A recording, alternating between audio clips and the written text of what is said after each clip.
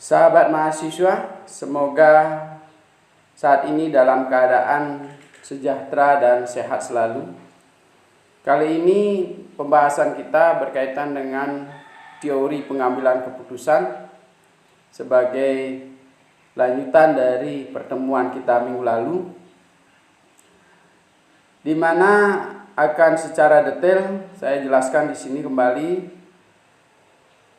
Di saat-saat pengambilan keputusan itu perlu kiranya kita berlatih, karena tidak semua hal dapat kita temukan atau kita rencanakan secara pasti. Dalam keadaan demikian, kita akan mempersiapkan berbagai teknik yang diperlukan untuk pengambilan keputusan. Nah, sesuatu yang sudah pasti, misalnya kita anggarannya jelas, tujuannya jelas, sasarannya jelas, kemudian dalam keadaan normal, tentu kita tidak perlu berpikir banyak di dalam melakukan pemilihan alternatif yang tersedia. Tetapi ketika kita berhadapan dengan suasana yang tidak pasti, suasana ekonomi yang tidak pasti, suasana sumber daya manusia yang juga masih bervariasi, baik dari tingkat pendidikannya, kepentingannya, kemudian juga sumber daya yang mengikutinya, apakah resources yang dimiliki oleh setiap SDM yang terlibat, sulit kita ramalkan. Maka keadaan ini menunjukkan bahwa suasana keputusan yang kita capai itu, tingkat probabilitasnya itu tidak bisa kita prediksi sebelumnya. Jadi kemungkinan untuk dicapai dari semua keputusan itu atau perencanaan yang dihasilkan oleh sebuah keputusan, tentu kita masih melakukan duga-duga atau mengkira-kirakan, ya. Nah, dalam hal ini akan kita lihat kriteria yang dimiliki oleh suasana pengambilan keputusan dalam keadaan tidak pasti. Yang pertama, menurut Abraham Wald, ketika kriteria untuk memilih keputusan yang mencerminkan nilai maksimum dari hasil yang minimum, ya, seperti ini. Jadi asumsi pengambilan keputusan adalah pesimistik. Bagaimana supaya kondisi yang kita harapkan, semua komponen-komponen pendukung dan alternatif-alternatif yang kita pilih sudah yang terbaik, ya. Sudah yang terbaik. Tetapi kita berpikir untuk menghasilkan sesuatu ke depannya secara sederhana saja. Jadi kita sudah berusaha secara maksimal, tetapi kita terima apa adanya hasilnya nanti, ya. Jadi tetap berusaha maksimal, tapi dalam proses pengambilan keputusannya ternyata tidak semua sumber daya manusia itu tidak menghasilkan energi yang cukup untuk menghasilkan keputusan-keputusan yang dapat diprediksi di masa depan secara maksimal. Nah, tentu nanti hasil keputusannya ini pesimis, targetnya rendah, menerima apa adanya, gitu ya. Sehingga kelemahan dari kriteria ini adalah tidak memanfaatkan seluruh informasi yang ada, yang dimana dipersyaratkan oleh teknik-teknik pengambilan keputusan secara maksimal atau modern, ya. Ini kriteria yang pertama. Jadi kelemahannya ketika kita mempergunakan sumber daya apa adanya, ya, menurut kita sudah maksimal itu pengambilan keputusannya, sehingga para pengambil keputusan ini tidak maksimal menggunakan energi, sumber daya, sumber informasi. Ya biarlah nanti hasilnya kita terima saja. Kemudian kriteria maksimal. Jadi kita memilih alternatif yang merupakan nilai maksimum dari payoff yang maksimum. Jadi payoff itu yang kita maksud adalah usaha yang dilakukan ketika mengambil keputusan itu dilakukan secara penuh, mengeluarkan energi secara penuh, sumber daya manusianya juga optimal melakukan pilihan-pilihan yang tersedia. Nah, asumsinya bahwa pengambilan keputusan ini dengan usaha yang begitu besar akan merasa optimis, ya. Betapapun keadaannya sekarang, orang memandang bahwa ekonominya sangat lesu, kemudian peluang-peluangnya sangat minim, tetapi orang-orang yang mengambil kriteria maksimal ini akan selalu optimis dan berusaha keras menggunakan rasionalitas yang ada, sumber daya bergerak secara maksimal, berpikir secara maksimal, mencari informasi secara maksimal, sehingga menjadilah hasil keputusannya itu sangat optimis. Nah, bisa jadi nanti hasilnya adalah benar sedemikian rupa. Ketika keputusan itu diambil, makanya ada orang-orang yang sebenarnya kondisi real awalnya adalah sangat minim, tapi dia membuat perencanaan yang sangat maksimal. Lalu diputuskan dan bergerak, didukung oleh situasi ketika pelaksanaan keputusan itu ternyata mendukung. Hasilnya maksimal. Nah, ini sangat baik sekali bagi para pengusaha atau para risk taker, ya, yang memiliki keberanian mengambil keputusan secara maksimal. Berani mengambil risiko juga secara maksimal. Nah, kelemahannya adalah mengabaikan banyak informasi yang tersedia. Jadi sebenarnya masih ada juga informasi-informasi yang kadangkala tidak terserap di dalam proses pengambilan keputusan itu. Tetapi dia menganggap itu sudah maksimal. Lalu kita lanjutkan ke teknik berikutnya. Ada beberapa kriteria yang bisa dicapai sebagai perhitungan-perhitungan para pengambil keputusan. Yang pertama adalah expected value. Apa yang bisa kita gambarkan dari sebuah alternatif ke depan yang memiliki nilai yang patut kita perhitungkan. Apakah itu nanti akan positif berpengaruh pada keputusan yang baik atau yang negatif. Ini jadi kita akan mempertimbangkan seluruh nilai yang ada, seluruh pendapat-pendapat yang ada, informasi-informasi yang negatif maupun yang positif. Lalu kemudian yang kedua, expected opportunities loss atau EOL.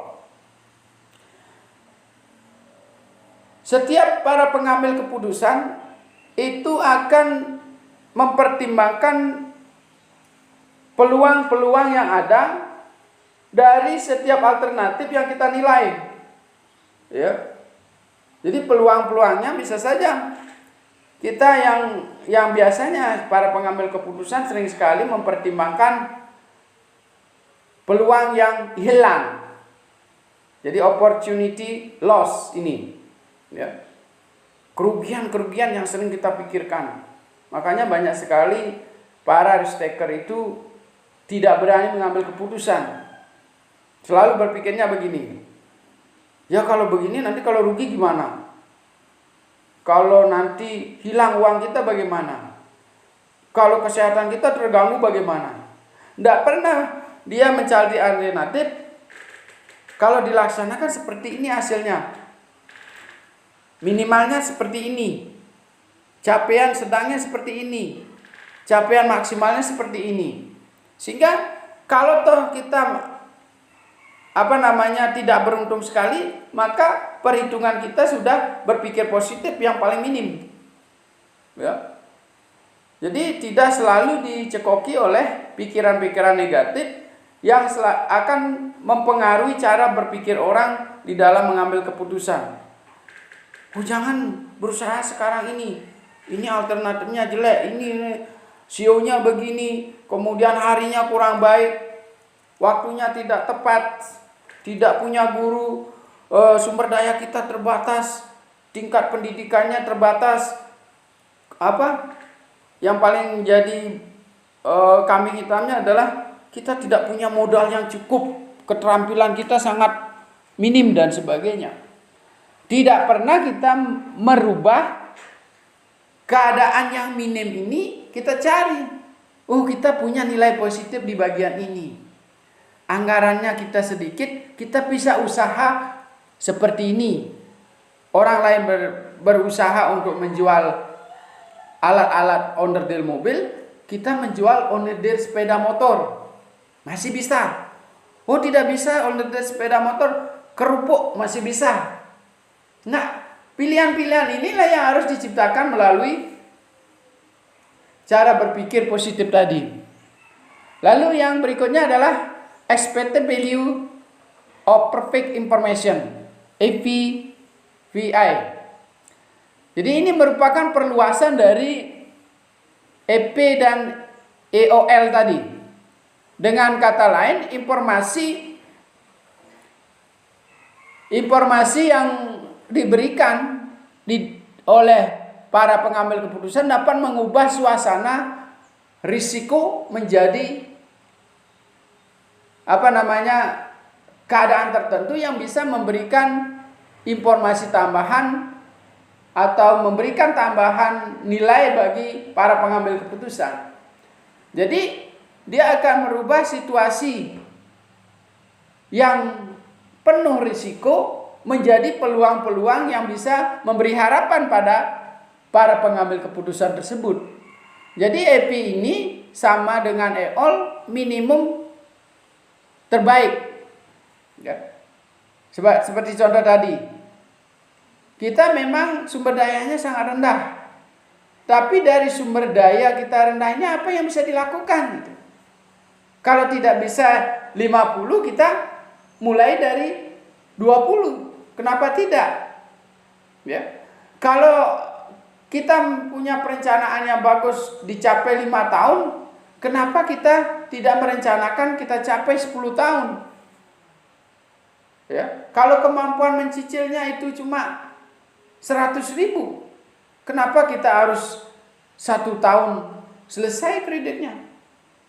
Kita cari kredit yang 2 tahun sehingga uang yang 100.000 itu masih punya sisa. Tetapi kita bisa melakukan usaha investasi atau uang yang kita terima dari kredit itu kita bisa gunakan usaha kecil-kecilan. Nah, ini yang banyak sekali para pengambil keputusan tidak dimiliki keberanian atau teknik untuk merubah peluang-peluang yang negatif itu menjadi peluang positif meskipun minimum. Jadi mari kita berusaha apa yang sebenarnya menjadi kelemahan kita dirubah menjadi hal-hal yang positif yang kita lihat. Ya. Sama dengan di dalam kehidupan sehari-hari. Kalau kita melihat situasi rumahnya selalu dari sisi negatif, ya. Pintunya tidak cocok, tempat sembahyang kita tidak sesuai. Jadi maka akan terjadi setiap saat kita membongkar lokasi-lokasi yang kita butuhkan tersebut. Berapa biaya yang kita punya? Apa yang sudah kita buat, rumah kita menghadap kemana, pintunya menghadap kemana, mungkin kita ada cari alternatif lain. Besok kita membangun jangan seperti itu. Atau kita bikin cara berpikir kita lebih sederhana. Mungkin harus seperti ini. Mungkin karena bentuk pekarangan kita seperti ini. Mungkin karena kemampuan kita belum sampai ke situ, sehingga tukangnya menyediakan ruang-ruang seperti ini gambarnya dan sebagainya. Hingga kita bisa menjadikan sebuah hal yang kurang baik itu menjadi sesuatu yang menyamankan bagi pengambil keputusan. Selanjutnya, FC, Expected Value of Sample Information. Ini merupakan harapan yang diinginkan dengan tambahan informasi yang sedikit maupun banyak untuk mengubah dan memperbaiki keputusan dengan menggunakan teori bias. Jadi kalau toh tidak ada alternatif yang sempurna yang tersedia, masih ada alternatif yang bisa mendukung. Ya, artinya begini. Kalau kita tidak punya SDM yang baik, lalu kita lihat verifikasi apa istilahnya itu. Lihat lagi SDM kita satu persatu. Oke lah, dari tingkat pendidikannya SMA semua. Lalu kita lihat kriterianya. SMA ini lulusannya apa? Oh, ini ada bisa komputer. Komputer dia bisa sampai di mana? Dari keahlian yang dia punya itu apa yang bisa digunakan? Apa yang bisa kita jual? Dari situ kita mulai marketingnya, kan gitu. Dari sejumlah rencana kita punya anggaran terbatas. Yang mana yang paling rasional bisa kita lakukan dengan tambahan-tambahan informasi yang kita peroleh. Ya, apakah itu melalui media, apakah melalui rekanan-rekanan yang sudah berpengalaman, ya. Sehingga yang perlu kita sadari bahwa orang-orang yang besar dan sukses sekarang ini adalah banyak yang mulai dari nol, bahkan minus. Jadi Anda sebagai mahasiswa coba nanti baca literatur-literatur yang menunjukkan, atau kita datang ke dalam pertemuan-pertemuan motivasi, ternyata banyak sekali orang-orang di situ sebelumnya mengalami kegagalan. Bahkan rumah tinggal pun tidak punya. Yang dia punya adalah hutang. Ya, ditinggalkan oleh istrinya, anak-anaknya juga meninggalkan. Ya. Lalu dia banyak hutang, mengikuti kegiatan spiritual di mana-mana. Kemudian dia belajar menjawab setiap orang yang menagih hutang, dia belajar menjawab dengan sederhana, dengan sabar, orang percaya.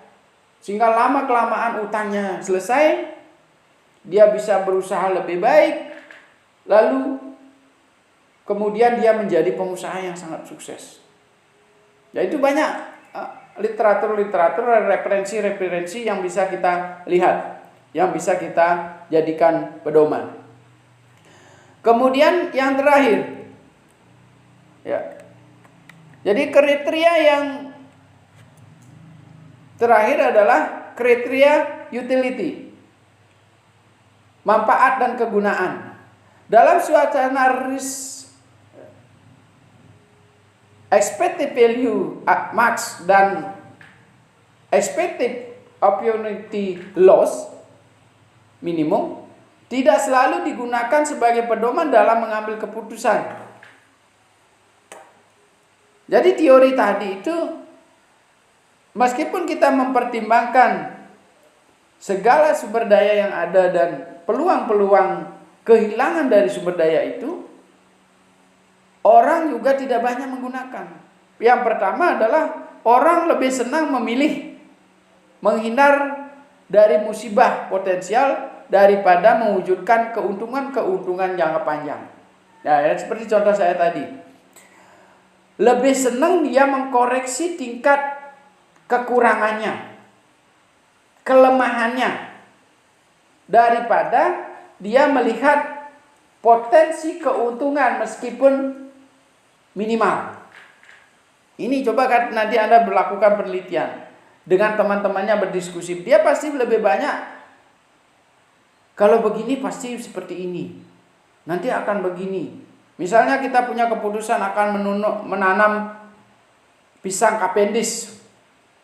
Wah, daerahnya panas, airnya tidak ada, perlu kita membawa pupuk dari luar ke sini dan sebagainya dan sebagainya. Perlu tenaga yang banyak. Ya. Kenapa kita tidak coba?